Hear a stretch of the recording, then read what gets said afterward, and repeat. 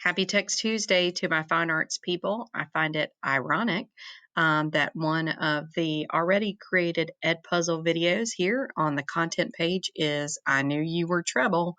Haha, very funny. It's like the joke of the day there. So I am here on, again, the content page of EdPuzzle, and a million different ideas run through my head with fine arts, whether we're talking about music, art, digital art of any sort, band, orchestra, all of the different fine arts drama that we offer here at Eastside. Of course, there are lots of different options here where you do not have to create the wheel. They have already provided you with lots of different pre-made videos. Of course, you can search a certain venue such as YouTube. For the music people, also TED Talks. There are some different TED Talks that are focused on music or music appreciation, art, theater, etc. Okay, just in case you were not aware, there is EdPuzzle curriculum created by EdPuzzle. So there is the high school content area, and there is a section for electives here. So you will find some different information underneath that, something to consider exploring, as well as the Greenville County Schools offering. So you can drill down by your subject. For example, if you're an art teacher, and you could also select certain grades that you want to look under for that topic. Okay. So again, as always, sometimes it is right on, and sometimes you come up a little bit empty there. Okay, let's take other out. Okay, so we can see what some of our fellow teachers are doing throughout the district if you need to beg, borrow, or steal from those teachers. Great idea to check out what your fellow teachers are doing in the district by using these different filters within Greenville County Schools. So whether you are using someone else's video to create content for your students, or you are using a tool such as you can see up in my toolbar here, Screencastify to record your screen, Loom to record your screen. Maybe you are demonstrating for art or for theater or band or orchestra, chorus, and you're using a document camera to record yourself sketching something out or showing different notes, things like that. Whatever it may be, let's talk about some best practices with EdPuzzle itself, okay?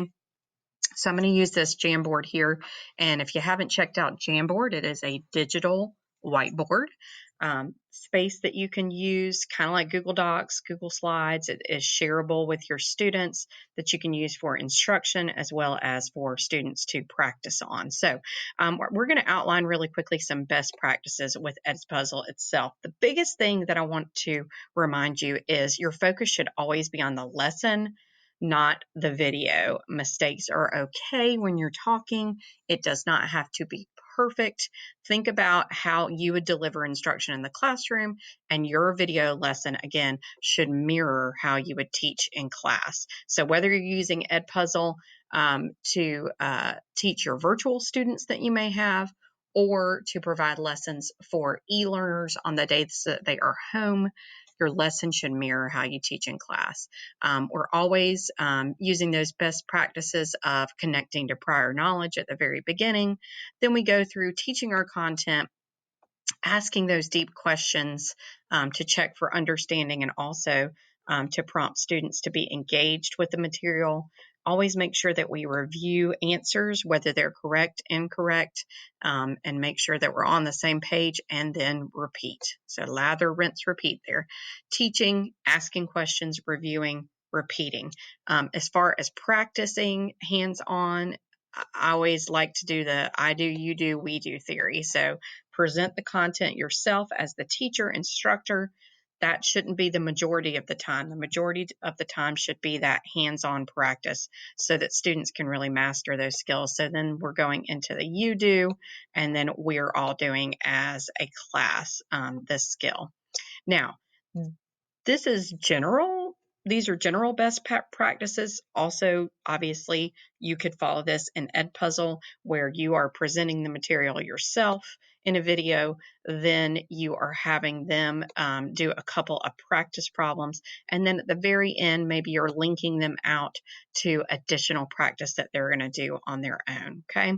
When talking about recording a video, whether you are recording your own or you are using a video that has already been created in YouTube or National Geographic, etc., there's going to be a beginning, kind of the middle throughout, and then an end. So best practices with the EdPuzzle tools.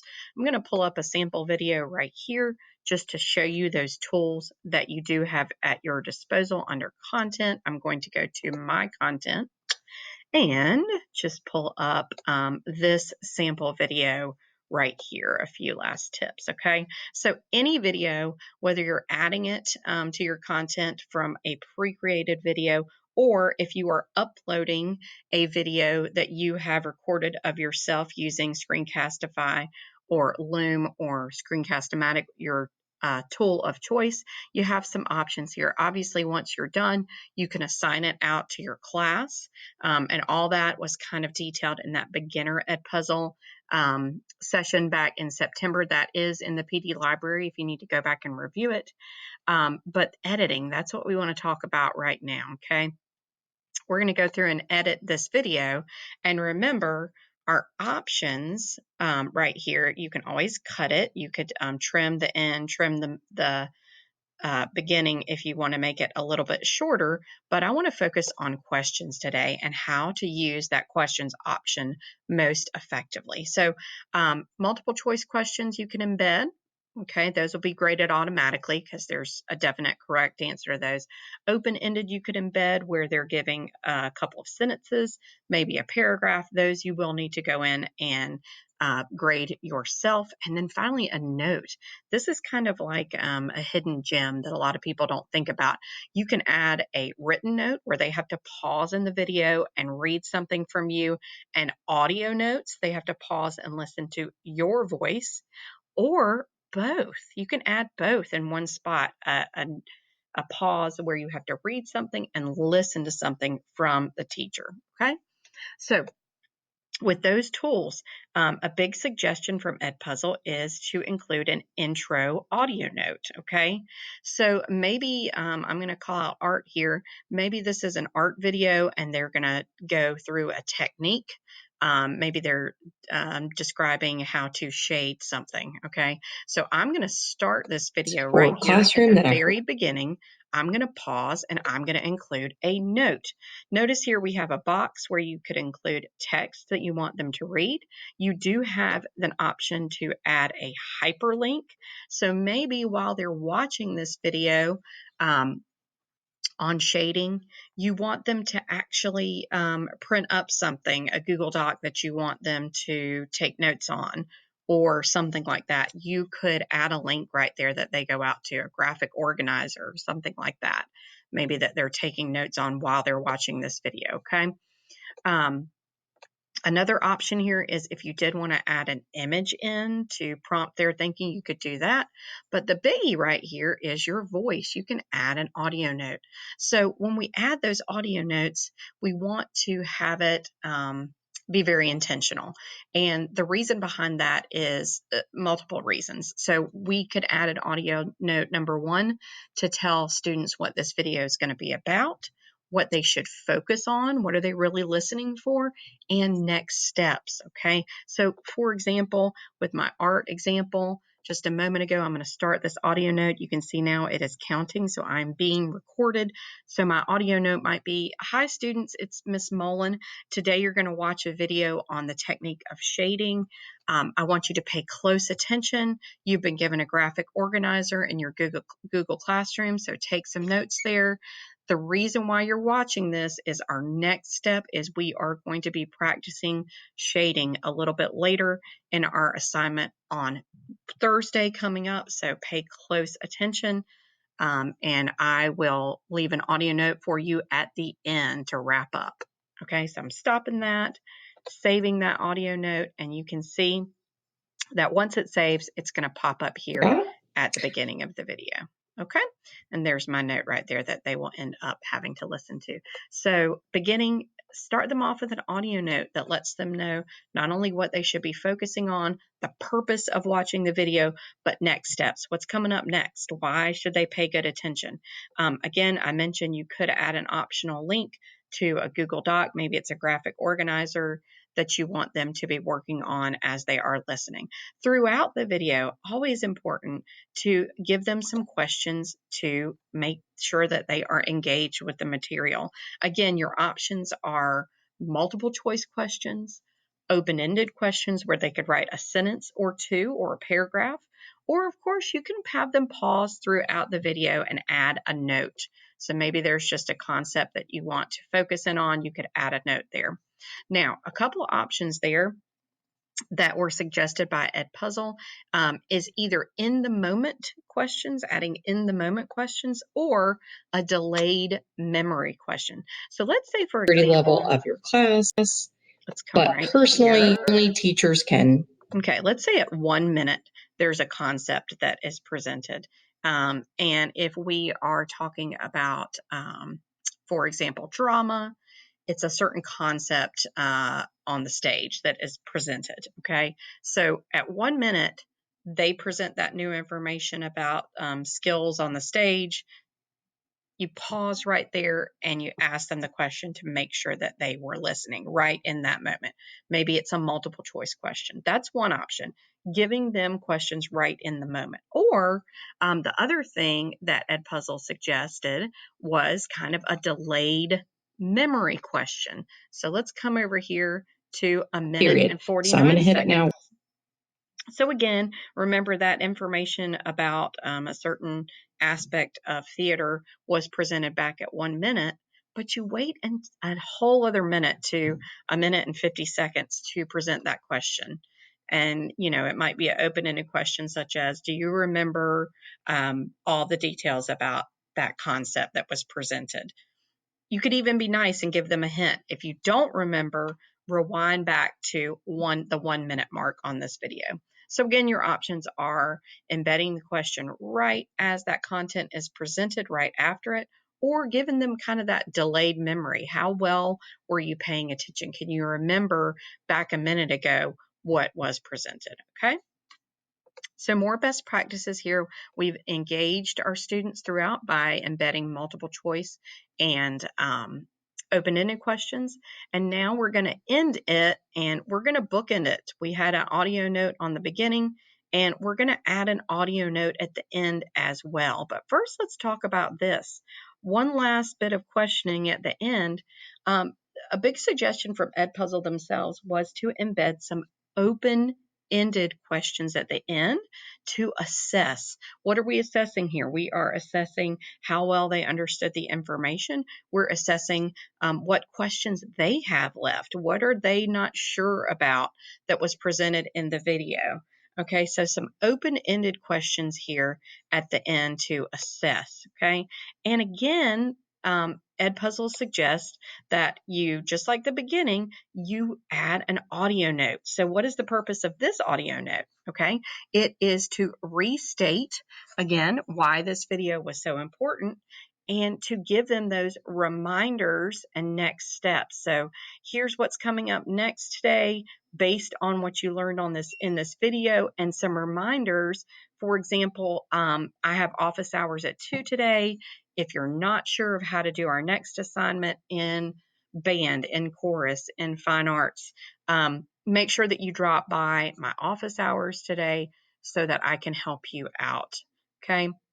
Again, right here might be an ideal spot along with that audio note if you embed a hyperlink. So maybe you have an audio note that says, once you've watched this video, click on this link that you see right here, and that's going to take you out to our assignment for the day based on this video. So it's all right there wrapped up in one nice, neat little package. Or maybe you just prompt them after you've watched this video, go back to Google Classroom, look for the assignment that is titled blank, click on that. It is due by the end of the day. Okay, so a great place to kind of push them to the next assignment.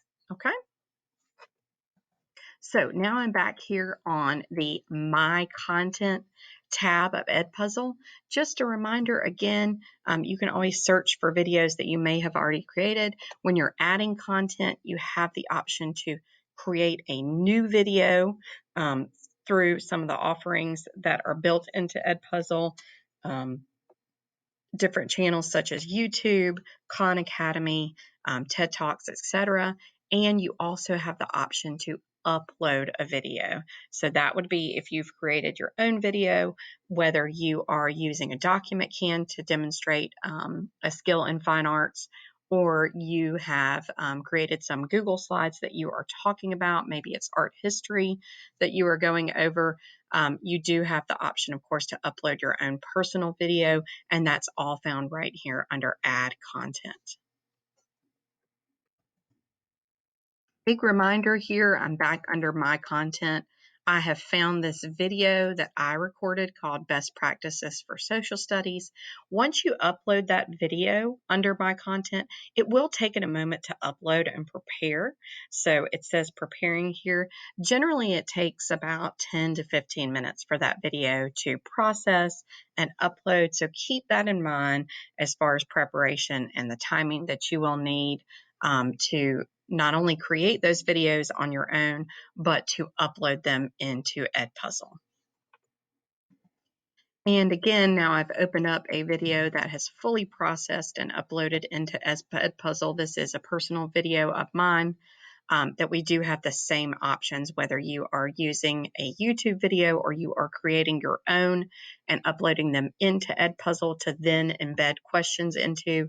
You can assign it to your classes. You can edit it, again, with the options here of cutting it, adding a voiceover, which if you're creating your own video, it's already got a voiceover.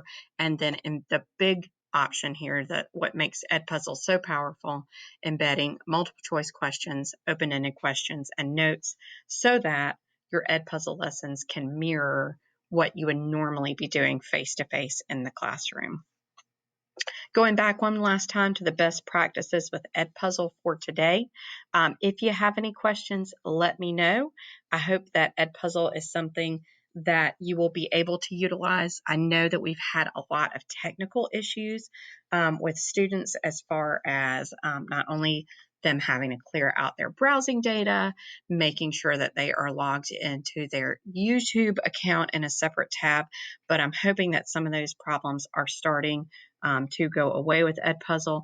Other side note is this week you will be talking about the new process for teachers themselves being able to approve YouTube videos, which will make our lives a little bit easier. It is a detailed process, and just the warning that you are taking on the responsibility of approving that video. So take that very seriously, as we want to make sure that only videos that really are appropriate for our students to watch are the ones that we are choosing, of course, but you will get all the details about that coming up in your department meeting.